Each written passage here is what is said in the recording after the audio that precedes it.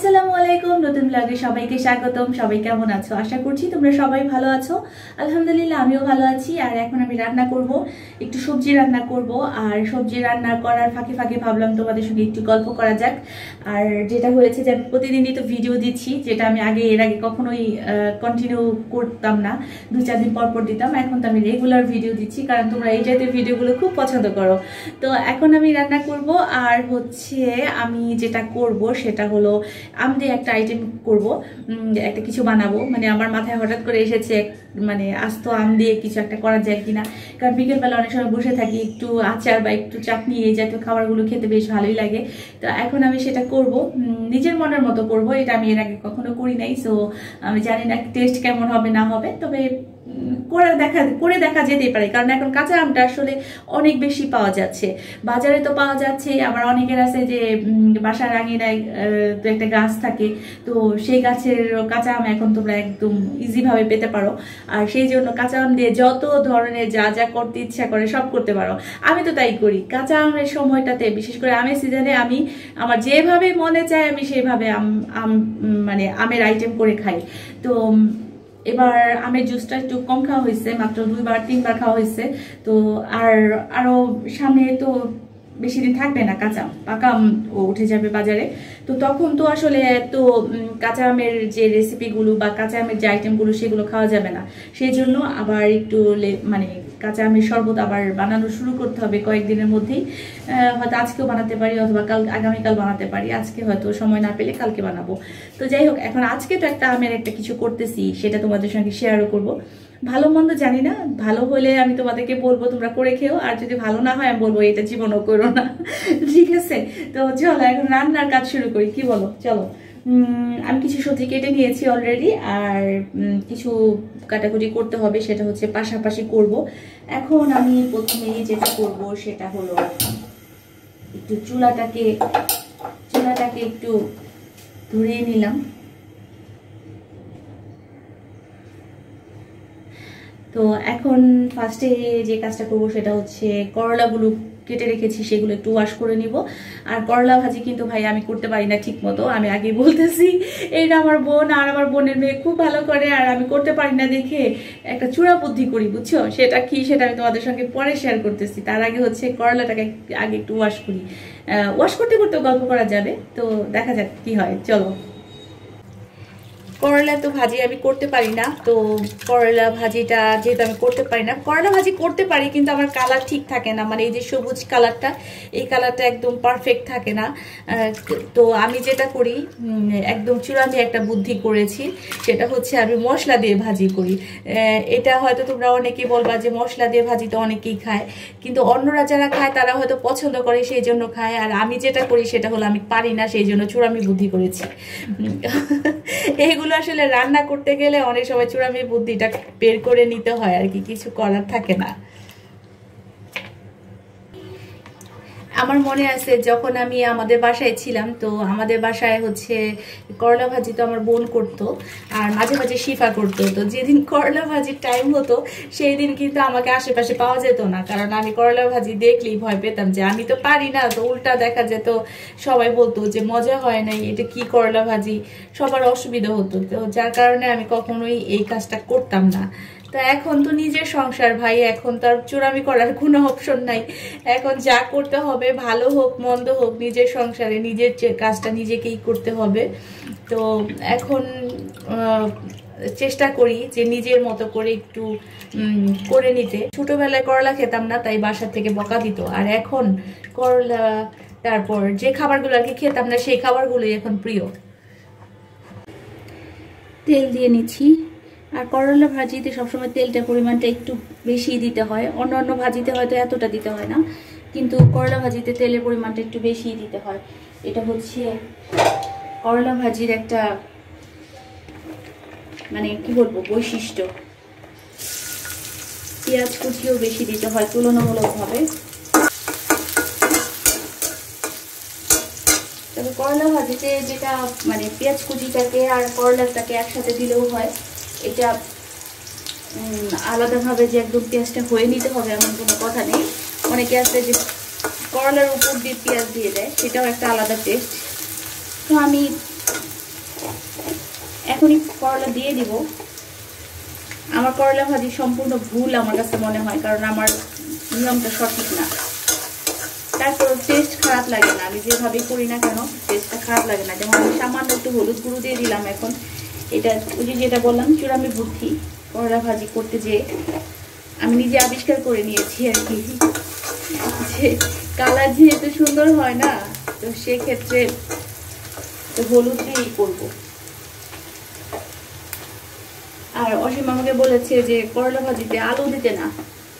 আমি তো এর আগে আলু দিয়ে করতাম, তো ও আমাকে বলতেছে আলু দিও না।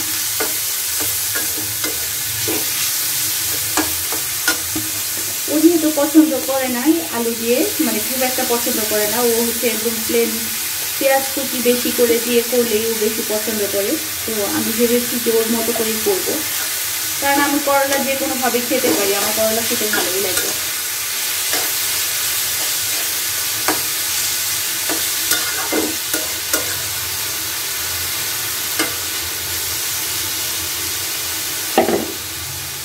তারপর এখন এখানে একটু লবণ দিয়ে দিব।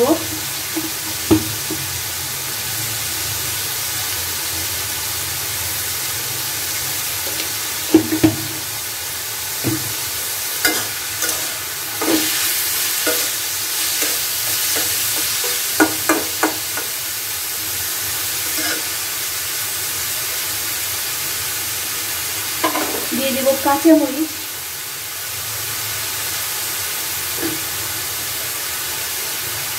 কাঁচামরিচ একটু কেটে রেখেছিলাম আগেই, তো এখানে পাকা কাঁচামরিচ মিলানো আর কি।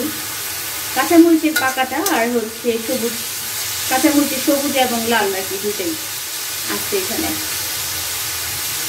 করলা ভাজিতে একটু মরিচ বেশি দিলে ভালো লাগে আমার কাছে, ঝাল ঝাল বেশ ভালোই লাগে।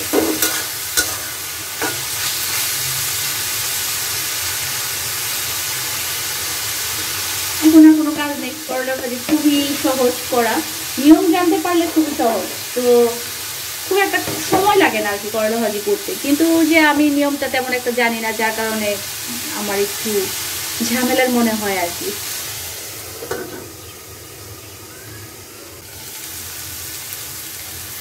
কাঁচা আমগুলো এত মজার ছিল, আর মানে খুব বেশি টক না আবার খুব বেশি মিষ্টি না, এরকম একটা আম ছিল। এগুলো বাজার থেকে নিয়ে এসেছিল অসীম। গতবার তো নিজেদের গাছের আম ছিল, মানে আমাদের বাসায়, আমার মায়ের বাসায় ওখানে গাছে আম আছে, তো ওইখান থেকে আমের আচার বানাতাম এবং ওইখানকার কাঁচা আম দিয়ে শরবত খাওয়া বা যে কোনো আইটেম তৈরি করা সেটা করতাম। কিন্তু এবছর তো যেহেতু আমার বিয়ে হয়ে গেছে, আমি যেহেতু আমাদের বাসায় চলে এসেছি, মানে আমার নিজের বাসায় চলে এসেছি, আর সেই জন্য এবছর কিনেই খেতে হচ্ছে। যাই হোক, এখন এই আমগুলো একটু খোসা ছাড়িয়ে নিব, তারপর হচ্ছে যা করার করব সেটা তোমাদের সামনেই করব। জানি না ভালো মন্দ যেটাই হোক তোমাদের সঙ্গে শেয়ার করব। তো এগুলোর খোসাটা একটু ছাড়িয়ে নিই, তারপর অন্য কাজ।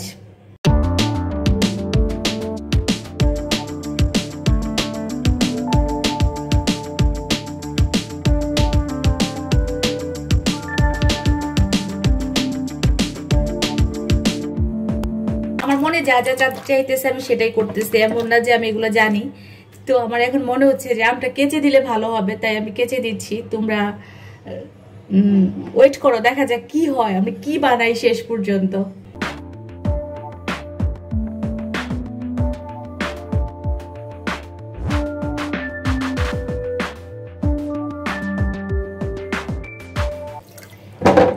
ওয়াশ করে নিয়েছি, এখন আমি এটাকে একদম ডুবো পানিতে ভিজিয়ে রাখবো।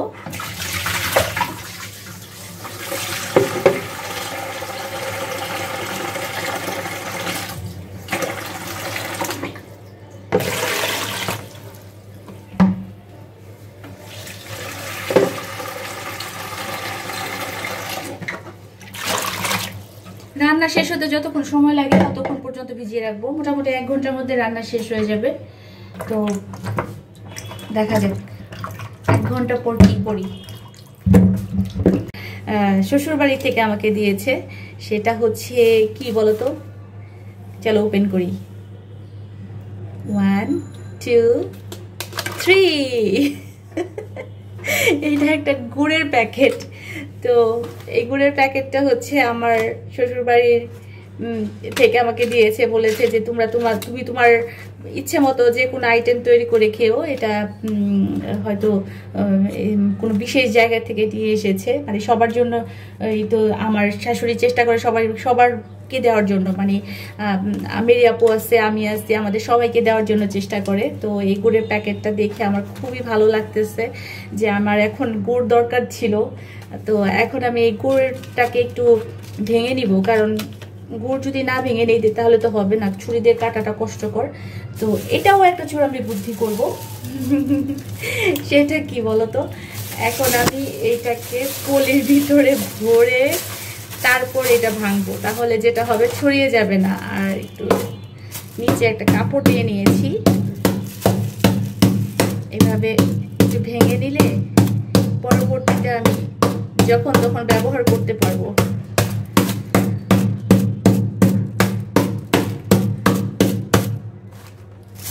কি অবস্থা, ভাঙতেছে মানে সেই ভাঙতেছে।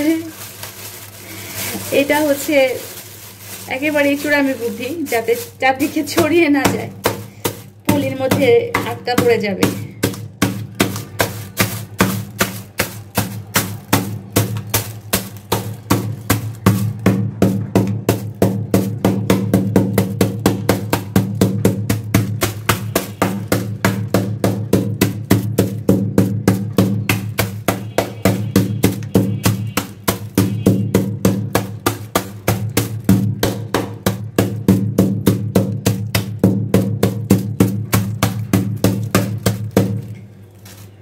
শেষ, এখন এটাকে বের করব, প্যাকেটের মধ্যে আছে।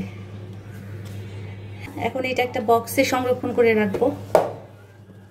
এটা আমার বারবার আর গুঁড়ো করতে হবে না। পাটালি কিন্তু আমি এইভাবেই চেষ্টা করি একটু একবারে করে নিতে।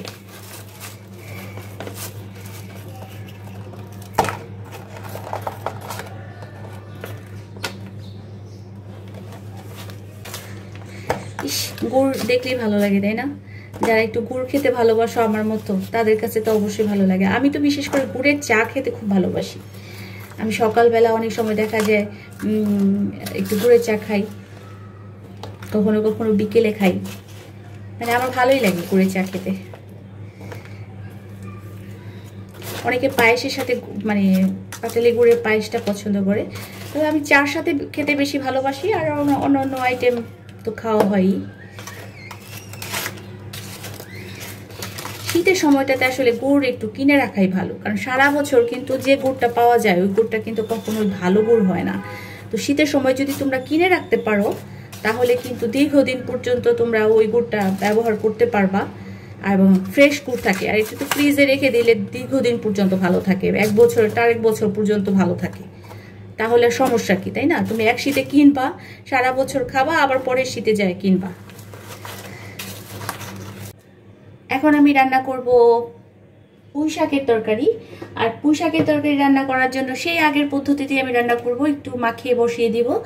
তো এখানে আমি আলু কেটে নিয়েছি। আলুটা আসলে আমি একটু কম দেওয়ার চেষ্টা করি, কারণ যেহেতু আমাদের আলুটা একটু বেশি খাওয়া হয়, আলু ভাজি খাওয়া হয়, আলু ভর্তা খাওয়া হয়, তো সেই জন্য আমি তরকারিতে দেওয়ার চেষ্টা কম করি। একেবারে ছোট্ট একটা আলু নিয়েছিলাম এবং সেটা একটু পাতলা করে কেটে নিয়েছি। একটু পাতলা করে কাটলে সুবিধা হয় কি, যে মানে তাড়াতাড়ি গলে যায়। তো এই তো পুঁই শাকের ডাঁটাগুলো এখানে দিয়ে দিব। মানে আজকে আমি একই পাতিলে করতেছি, কারণ গত ভিডিওতে শিফা আমাকে বলতেছিল যে পাতিলে রান্না করবা সেই পাতিলে মাখাবা। আসলে আমি মাখাই নেই সেই পাতিলে, তার কারণ হচ্ছে একটু গর্ত তো পাতিলটা, তো তোমরা আসলে দেখতে একটু অসুবিধা হয়, সেই জন্য আমি পাতিলে সেদিন মাখাই নেই। কিন্তু আজকে একটু শিফার কথাটা শুনি, আজকে একটু ওর কথা অনুযায়ী একই পাতিলে বসিয়ে দিয়েছি। যাই হোক, সেটা বিষয় না, বিষয় হচ্ছে এখানে আলু এবং ডাঁটা দেওয়ার পর আমি দিয়ে দিব ডাল। একটু ডাল দিতেই হবে, পুঁই শাকের তরকারিতে ডাল ছাড়া ভালো লাগবে না। আর আমার আর অসীমের কিন্তু ডালটা একটু বেশি খাওয়া হয়, কারণ আমরা একটু পাতলা ডালটা খুব পছন্দ করি দুজনেই। তো আমরা প্রতিদিনই একটু ডাল রান্না করি। মাঝে মাঝে 1 দিন 2 দিন হয়তো এদিক সেদিক হয়ে যায়, কারণ সব দিন তো আসলে করা সম্ভব হয় না। 1 দিন 2 দিন একটু এদিক সেদিক হয়, তবে বেশিরভাগ সময়ই হচ্ছে ডালটা রান্না করা হয়। এখানে ডাল দেওয়ার পর আমি এখানে দিয়ে দিব হচ্ছে লবণ। লবণটা একটু পরিমাণ মতো দিব, কারণ পরে একটু টেস্ট করে নেওয়া যাবে। দিয়ে দিব একটু হলুদ গুঁড়ো। হলুদ গুঁড়োটা তুমি কম দিব, সামান্য একটু দিলাম, কারণ হলুদ গুঁড়ো বেশি দিলে যেটা হয় যে ভালো লাগবে না, আর বিশেষ করে মাখা তরকারিতে মশলা যত কম দিবা তত ভালো। তো এখানে মরিচ গুঁড়ো দিয়ে দিলাম। মরিচ গুঁড়ো দেওয়ার পর তারপর দিয়ে দিব হচ্ছে একটু ধনিয়া গুঁড়ো। ধনিয়াও আমি কম দিব, কারণ হচ্ছে ধনিয়া কিন্তু তরকারি কালার সবসময় কালো বানায় ফেলে, তো সামান্য একটু দিলেই হয়, বেশি একটা দিতে হয় না। এখানে রসুন বাটা আমি দিব না, কারণ যেহেতু মাখা তরকারিতে রসুন বাটা অনেকেই দেয়, কিন্তু আমি দিই না, কারণ হচ্ছে রসুনের যে একটা স্মেল থেকে যায়, সেই স্মেলটা আমার ভালো লাগে না, আর সেই জন্য আসলে দেওয়া হয় না। এটা একটু ভালো করে একটু মিশিয়ে নেই। তারপরে এখানে দিয়ে দিব একটু তেল। আমি তোমাদের একটা কথা বলি, সেটা হচ্ছে যদি তোমরা এরকম এই ধরনের মাখা তরকারিতে মানে শাকের কোনো আইটেম করো, শাক দিয়ে কোনো একটা আইটেম করো, সেক্ষেত্রে তোমরা অবশ্যই যেটা করবা সেটা হচ্ছে একটু মানে এই যে ডাটা বা আলু এই জাতীয় জিনিসগুলো আগে একটু হওয়ার পর তারপর পাতা দিবা, কারণ তা না হলে কালার নষ্ট হয়ে যাবে। তো আমি এটার মধ্যে কিন্তু শাক দিব, পুঁই শাক দিব, তো পুঁই শাকটা আমি পরে দিব। এটা দিয়ে আর কি একটু সিদ্ধ হওয়ার পরে পুঁই শাকটা ছেড়ে দিব। তো এখানে দিয়ে দিব একটু পেঁয়াজ কুচি। আমি পরিমাণ মতো দিব এখানে, এই যে দিয়ে দিলাম পেঁয়াজ কুচি।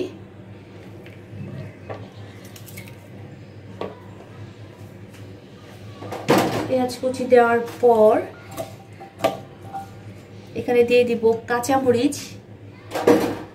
আমি এখানে কম দিব, কারণ ওই যে যেটা বললাম একটু হালকা ঝালে রান্না করব এটা, আর হালকা মশলাতেও রান্না করব। তো কাঁচামরিচ কুচি দিয়ে দিলাম। তারপরেও কম বললেও একটু বেশি হয়ে গেল, তাই না? আমি তো একটু ঝাল পছন্দ করি, যে কম দিতেই পারি না আসলে। তো কাঁচামরিচ দিয়ে দেওয়ার পর আমি এখন যেটা করব সেটা হলো এখানে দিয়ে দিব একটু সয়াবিন তেল। যে যেটা খাও সেটাই দিবা, আমি সামান্যই দিলাম, কারণ এখানে সয়াবিন তেল বেশি দিলে ভালো লাগবে না। হ্যাঁ, তো সামান্য একটু সয়াবিন তেলটা দিয়ে একটু ভালো করে মাখিয়ে নিব।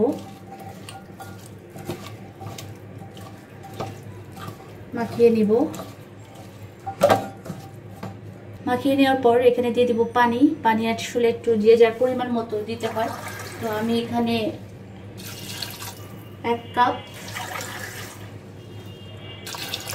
কাপ পানির মতো দিলাম, কারণ একটু ডাটাটা একটু সিদ্ধ না হলে আবার ভালো লাগবে না, আলু আছে যেহেতু। পোশাকের তরকারিতে অনেক পানি দিতে হয় না যদিও, তো ডাটাটা সিদ্ধ হতে, আলুটা সিদ্ধ হতে একটু সময় তো লাগবেই, সেই জন্য একটু পানি দিয়ে দিলাম। যা দেওয়ার একবারে আন্দাজে পানিটা দিবা, তোমরা কখনোই চেষ্টা করবা না যে পরে আবার পানি অ্যাড করতে, তাহলে সেই খাবারের টেস্ট কিন্তু আর পাবা না। তো আমার অলরেডি এখানে সবকিছু মাখানো হয়ে গেছে এবং পানিটাও দেওয়া হয়ে গেছে, এখন শুধু বাকি আছে পাতা দেওয়াটা আমি পরে দিব, যেটা একটু আগে বলছিলাম যে আমি একদম হয়ে যাওয়ার কিছুক্ষণ আগে দিব আমি পাতাটা, তাহলে কালারটা ভালো থাকবে। তো এই অবস্থায় একটু ঢেকে রেখে দিব। 10 মিনিটের জন্য রাখলেই যথেষ্ট, আর না রাখলেও হয়, তবে রাখলে একটু ভালো হয় বেশি। একদম ভালো করে ক্লিন করে রেখেছিলাম, এই জন্য আমার সহজ হয়েছে। এই মাখা তরকারি সবসময় মনে রাখবা যে একদম হালকা আঁচে করতে হয়, কারণ এটা তো আস্তে আস্তে করে সিদ্ধ হয়, আর সব কিছুই সিদ্ধ হইতে হবে পারফেক্টভাবে।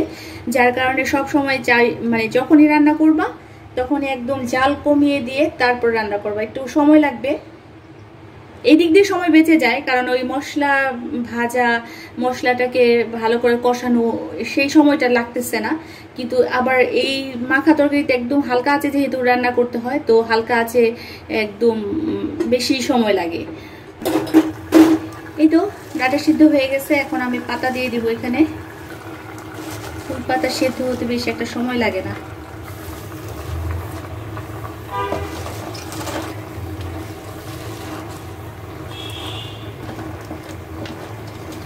দিয়ে ঢেকে দিব একটু।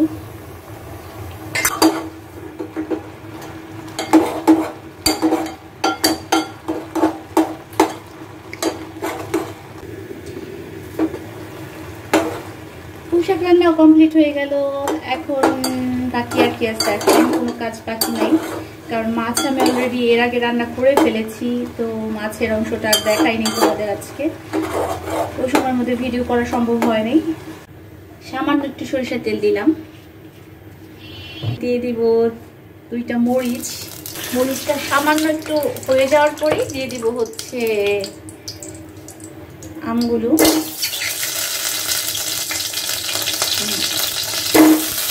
সামান্য একটু হলুদ গুঁড়ো দিব কালারটার জন্য শুধু।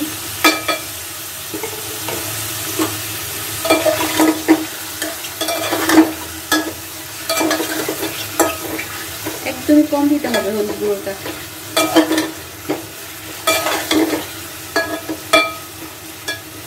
দেখি শেষ পর্যন্ত কি হয়।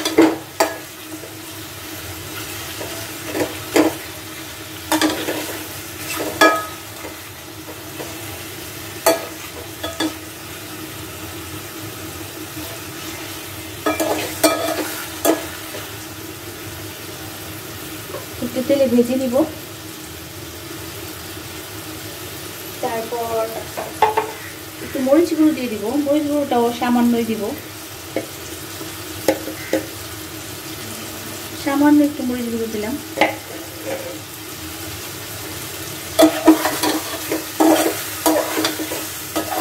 খাওয়ার জিনিস যে কোনোভাবেই খাওয়া যায়, তো দেখা যেতেই পারে যে আসলে মানে নতুন নতুন আইটেম করে দেখা যেতে পারে যে কোনটা খেতে ভালো লাগে। আমার ভালোই লাগে যে বিভিন্নভাবে করে খেতে, কারণ একঘেয়ে খাবার খেতে খুব একটা ভালো লাগে না। তখন মনে হয় যে একটু চেঞ্জ করে নিজের মতো করে আবার একটা কিছু করে নিই। একটু লবণ দিয়ে দিলাম।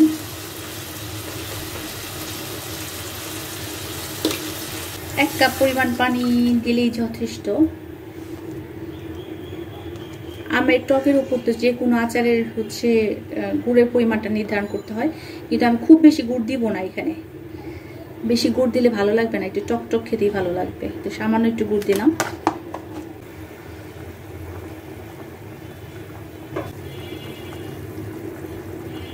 কি যে হয় শেষ পর্যন্ত সেটাই ভাবতেছি, কারণ যেহেতু একেবারে নতুন কিছু একটা করতেছি।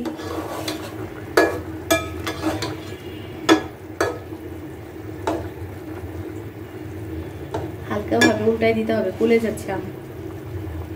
5 ফোড়ন গুঁড়ো, এটা আমি গুঁড়ো করে নিয়েছি, একটা কৌটোর মধ্যে রেখে দিয়েছি অলরেডি।